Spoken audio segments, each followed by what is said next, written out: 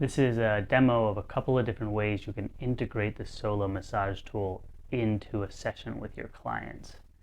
Depending on how you're going to flow, there are various ways to place it so that some of the work is done for you before you get to the area. So if you are going to be moving to the calf, take the larger piece and just place it underneath the calf, with or without the leg bolster. So if you have them bolstered, takes a little of the pressure off, but it gives a little more stability. So you can just leave that to there to hang out for a couple of minutes. If you are going to go do a release for the headache, just go and place it right at the base of the skull. And now that gives us two areas that are already being worked on, and we can come in and release the shoulders, front of the hips, anything like that. Just be a little mindful of pressure points. So I usually don't put it on the same leg that I'm working on unless I'm going to integrate it. You can also use the tool as a bit of a release. So I can roll her calf back and forth, and she's getting a nice release pretty deep into the soleus and gastrocs. Wider and more gentle than with my fingers, but it's a lot less effort for me. And then I can just move that around a little bit as I want to adjust which part of the muscle I'm working on. This is a great thing to practice on yourself first so that you can feel what the intensity is like and adjust accordingly.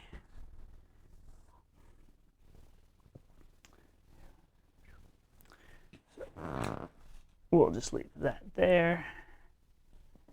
And of course, always instruct your client that if they feel any numbness, tingling, or restriction in blood flow, they should let you know as soon as they notice it.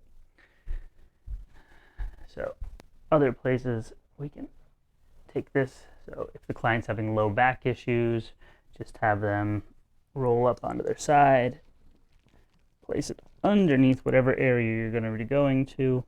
I'll often rotate this in and out with the neck. And now I can come up and do some work on the neck, which is going to have a double benefit that there is release going on in the low back, but also as I'm moving her body a little bit, she's going to be getting a little more movement on that device while her body's relaxing into it. You can get some real nice, sweet work. And now she's essentially getting worked on 3 different areas of her body, and I'm not going to have to go through the warming up process on those areas because time is gently sinking her onto the tool, and she'll be warming up and loosening there. So when I get down to work on those areas, there's already a lot of blood flow happening and the tissues have already started to relax. So you can spend your time doing the more detailed work and let the tool do more of the grunt work.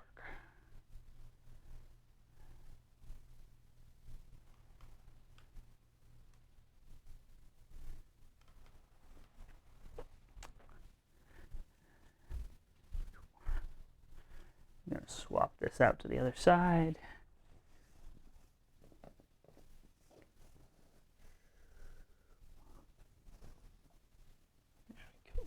And then we're going to slide this out from under the low back.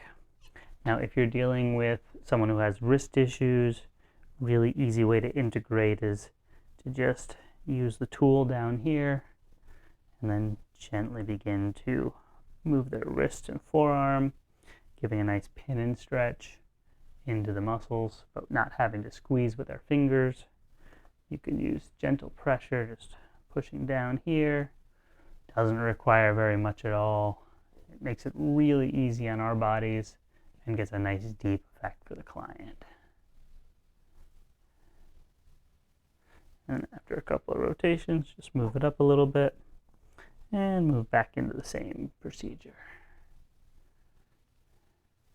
And one of the nice things about this is when you want to come and get the top muscles, you've got a nice broad surface, real easy. Just sink in there a little bit, little lunge motions.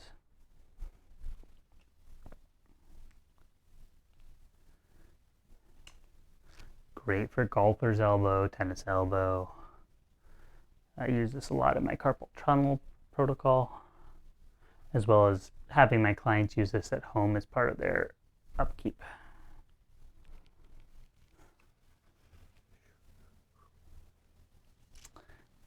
This also works great getting down into the thighs.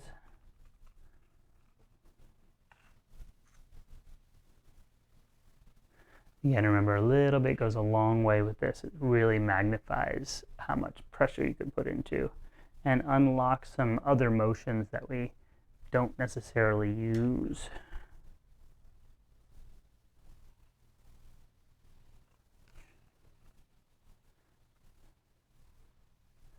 And this makes the warm-up process really easy because you're not using your fingers. It's real soft on the body.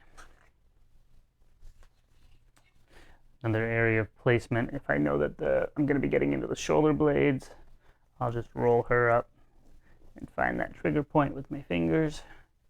Usually, or very often, getting just below the spine of the scapula.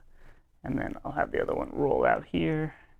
And as her shoulder relaxes down, it'll slowly start to get supra and infraspinatus. And then we can come over and do some work elsewhere on the body.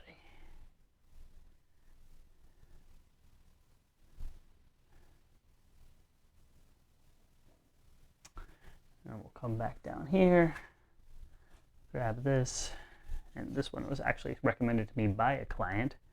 So just getting into that groove and just slowly rocking it back and forth. There's a procedure for them to do this on their own, on the floor, but it's not quite so much rocking, that's more just a slow, deep sinking. But here we can use that to get into the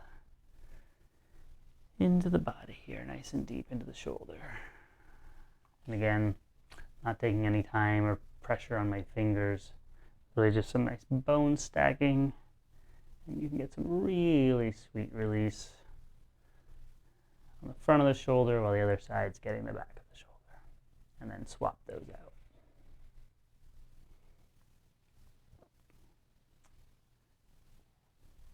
One of my real favorites to use this tool for is to get into the axillary area, come in, and just nice and slow sink down in between the shoulder blade and the rib cage.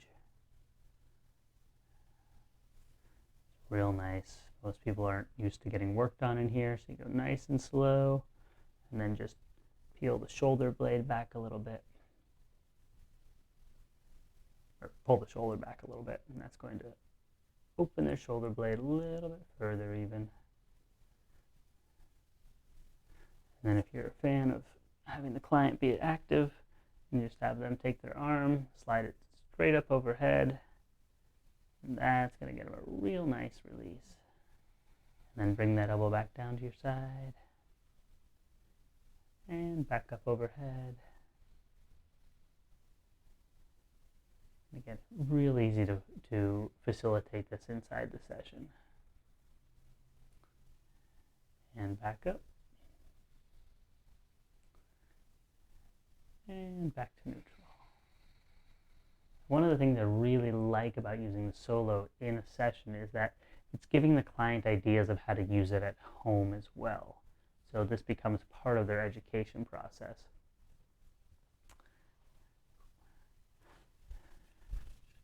And then so some of the things that I'll do while I'm doing these, I'll just have you roll up onto your side there. So we'll place this again along her spine, settle back down, and then I'll just have her take her arms and basically make a snow angel with them. So she's going out to the side and sliding up, and now she's getting a pin-in stretch all up and down in those rhomboids. And that's going to open all that area up before I go in and fine-tune it.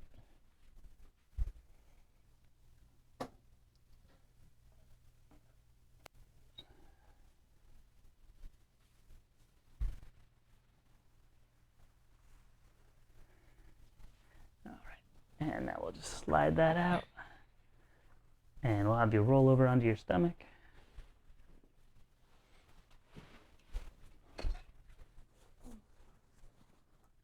Down. you want to be all the way in the headrest? No? Okay. And then replacing some of the work we would normally do with our thumbs, we can just come in here real nice and easy. And now it's just a little bit of work with the shoulders. And these two prongs on this get on one on either side of the spine. You can use them both on one side, but I usually use them on opposites. And we're just gonna do some nice circles, anterior, superior, and a little wave action. Gets right into those paraspinals in a way that just is very fatiguing to the hand. And doing it this way gets a good chunk, if not all the work done without really having to do any effort.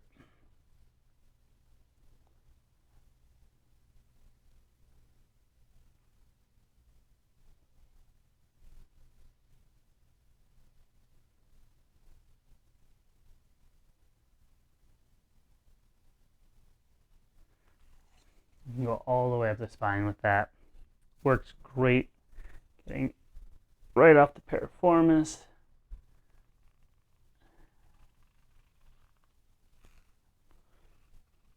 Gives you access to leverage that we don't often have. Generally when I'm doing this, I'll be over the sheet.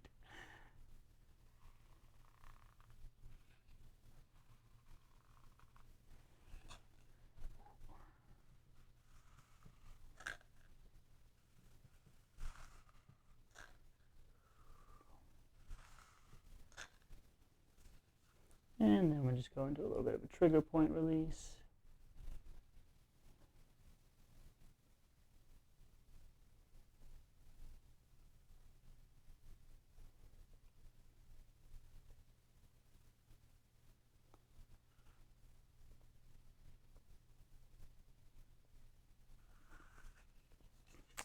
And as I like to say, the tool is only limited by your imagination. So there's definitely other ways to use it. Just get creative in your session. I was a little hesitant at first to integrate it, but I found that my clients really appreciate it. They feel like they get a lot more work done in a smaller period of time. And as they've taken to it and using it at home as well, their sessions are becoming more and more productive, and they're healing faster. Recovery time's a lot shorter, and they're getting a lot more interested in their own self-care, which is always a goal of mine. So thanks for taking a look, and if you're interested, check out psolo.com and check all the rest of the tutorial videos for both home use and practitioner use at PSOLO Massager on Instagram and YouTube. Thanks for looking.